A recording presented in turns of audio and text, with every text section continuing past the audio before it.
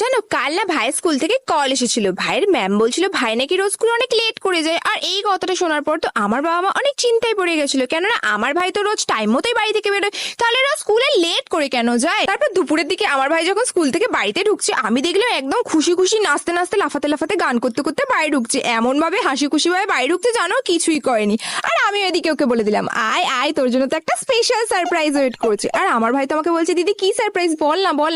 আমি তো বলছি দাঁড়া, এক্ষুনি তো তুই নিজেই জানতে পেরে যাবি। আর ওইদিকে আমার বাবাও তো সকাল থেকে ভাইয়ের জন্য ওয়েট করছে যে ভাই কখন স্কুল থেকে বাড়িতে ঢুকবে। আর ভাই তো বাড়িতে ঢোকাই মর্তর, বাবা ওকে নিজের কাছে ডেকে নিল। আর ভাইও বাবার কাছে গিয়ে বললো হ্যাঁ বাবা বলো। বাবা তখন বললো তুই কি জানিস আজকে তো স্কুল থেকে কল এসেছিল, তোর ম্যাম বলছিল তুই নাকি রোজ স্কুলে অনেক লেট করে যাস, কিন্তু তুই তো রোজ বাড়ি থেকে ঠিক টাইম মতো বেরোস, তাহলে রোজ স্কুলে লেট করে কেন যাস, সত্যি করে বল তুই কোথায় যাস। তখন আমার ভাই বললো আরে বাবা এইসব তুই রাস্তায় লাগানো বোর্ডটার জন্য হয়। তখন আমার বাবা বললো কি ধরনের বোর্ড, কেমন ধরনের বোর্ড। তো তারপরে আমার